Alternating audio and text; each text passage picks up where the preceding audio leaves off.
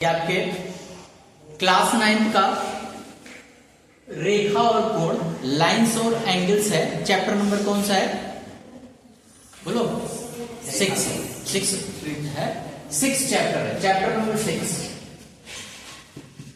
Chapter number 6 है रेखा और कोण, जिसमें मैंने आपको डिफरेंट टाइप्स के डेफिनेशंस मैंने बता रखा है। यानी रेखा किसे कहते हैं, लाइंस किसे कहते हैं, बाद में लिख लेना। अभी ध्यानपूर्वक सभी लोग क्या करेंगे, सुनेंगे।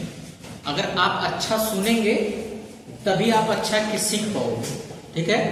अच्छा सीखने के लिए अच्छा सुनना पड़ता है, एक बात याद रखना। बहुत से लड़के लिख रहे हैं, व्यस्त रहते हैं, टीचर क्या पढ़ा रहा है, क्या बोल रहा है, क्या समझा रहा है, क्या कहना चाहता है, क्या बताना चाहता है, इस बात पे आप सोचते ही नहीं, बस अपने धुन में बस लिखने में व्यस्त रहते हो। टीचर बेचारा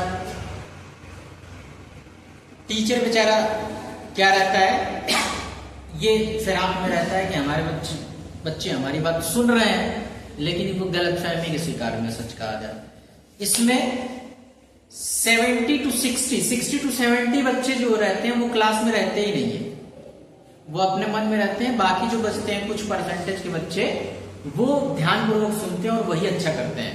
भाई एक ही क्लासरूम में हर बच्चे को पढ़ाया जाता है, चाहे वो किसी भी समुदाय के हो, चाहे वो किसी कास्ट के हो, चाहे वो किसी रिलीजन के हो, सब एक ही प्लेटफॉर्म पे पढ़ते हैं। इसी में से कोई डॉक्टर बनता है, कोई इंजीनियर बनता है, कोई पुलिस बनता है, कोई डाकू बनता है, कोई चोर बनता है ना, तो कुछ भी बन सकता है, इसी में से बनते हो। तो ये सब माहौल पर डिपेंड करता है।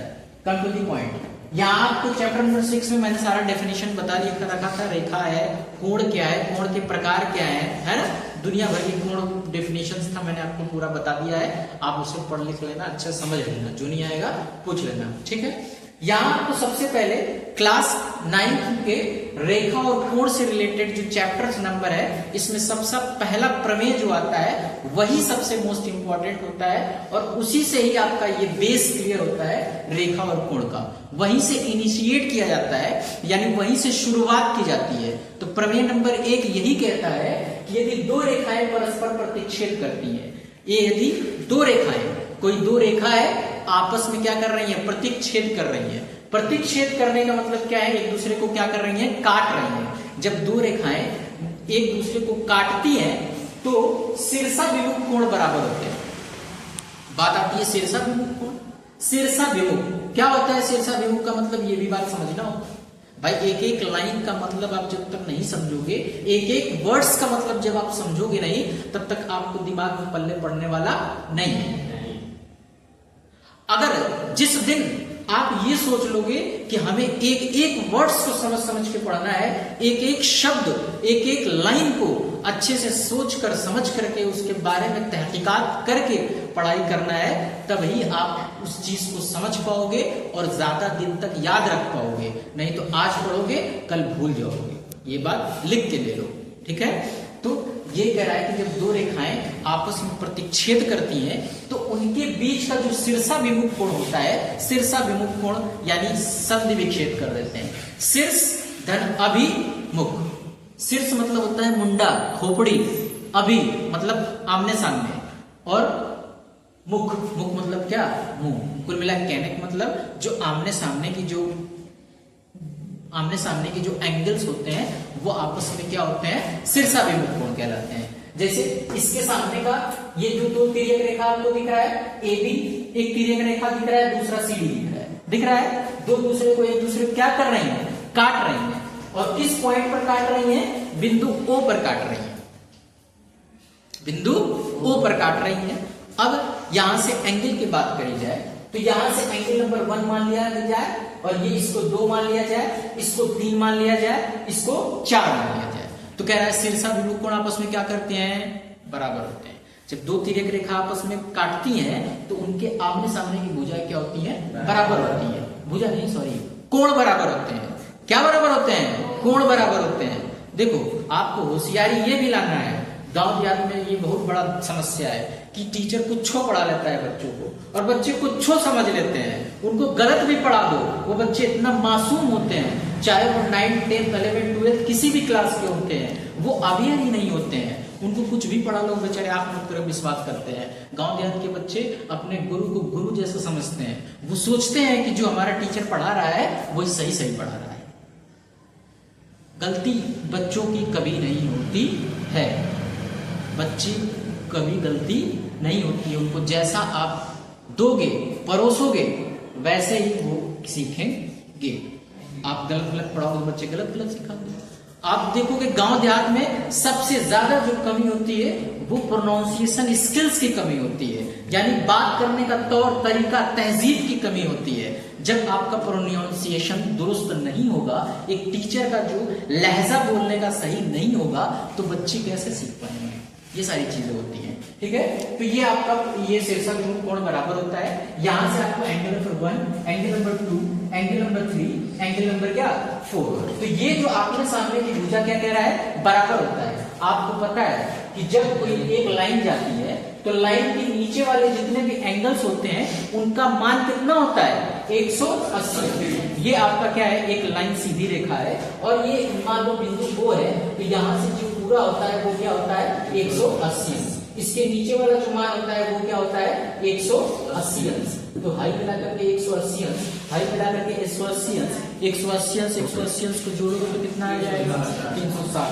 यानी एक जो सर्किल बनेगा पूरा एंगल क्या कहलाएगा 360। इसी को ध्यान में रखते हुए हम इस प्रमेय को प्रूफ करेंगे, सिद्ध करेंगे। चलिए देखते हैं कैसे सिद्ध करते हैं। सबसे पहले जो दिया है उसको हम लिख लेते हैं। यहां से क्या दिया है इस क्वेश्चन में, दिया है क्या, दो रेखा दिया है। क्या दिया है, दो रेखा। तो रेखा AB और रेखा CD। हाई वाला AB, हाई वाला क्या CD, दो रेखा दिया है। इतनी बात। अब करना क्या है, कह रहा है कि सिद्ध कर दो। क्या सिद्ध कर दो कि जब दो तिर्यक रेखाएं आपस में काटती हैं तो उनके शीर्षाभिमुख कोण आपस में क्या होते हैं, बराबर होते हैं। ये सिद्ध करना है। तो यहां से angle number 1 is equal to क्या करना है, एंगल नंबर 3, और angle number 2 is equal to angle number क्या करना है 4। यानी यही हमें सिद्ध करना है। बात समझ में आई, बोलो समझ में आई। आगे बढ़े, आगे देखते हैं। अब हम शुरू करते हैं काम। इतना हमें मिल गया। जैसे खाना वाना आप खाना बैठते हो तो आपको क्या करना रहता है, सबसे पहले प्लेट रखा जाता है, कटोरी चम्मच जो भी है सारा सामान रखा जाता है।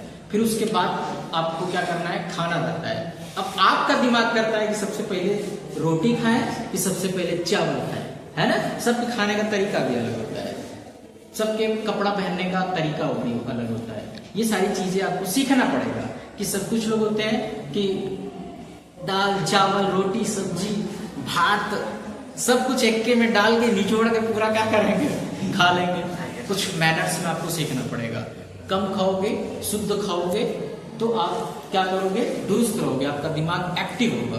कुल मिला के कहने का मतलब क्या है कि अगर सादा भोजन आप करते हो, सिंपल वे में खाना खाते हो, कम कम खाते हो, नटाई एकदम और आज की नहीं कि बस आज खा ले और भालो उल्टी कर दे, ऐसा नहीं करना है। कम खाना है तो जब कम खाओगे तो आपका दिमाग भी तेज काम करेगा। तो उसी तरीके से हमारा ये सिद्धांत है, कम खाओ अच्छा खाओ, कम खाओ अच्छा खाओ। अच्छा, यही भी हमारा इसमें सिद्धांत है और आपका भी यही होना चाहिए। कम पढ़ो लेकिन अच्छा पढ़ो, तनके पढ़ो लेकिन इतना विधवत पढ़ लो कि भूलो नहीं। यहाँ आपको देखा है उत्पत्ति, रेखा CD पर किरण OA स्थित है। यह आपका CD है, इस पर एक परपेंडिकुलर डायरेक्शन में OA स्थित है। यह आपका 180 बन जाएगा। यह आपका रेखा CD है, इस पर परपेंडिकुलर OB स्थित है। OB परपेंडिकुलर, परपेंडिकुलर मतलब क्या, बिल्कुल 90 डिग्री, ठीक है। 90 डिग्री आपकी एक रेखा खड़ी है, यहां से आपका 90 डिग्री, यह आपका 90 डिग्री है ना। दो मिलाकर कितना हो गया 180 डिग्री। तो क्या है कि इसमें जब OA स्थित है, इस पर OA स्थित है, तो एंगल ऑफ 1 और angle of 3, angle of 1 angle of क्या 3, दोनों मिलकर क्या हो जाएंगे 180।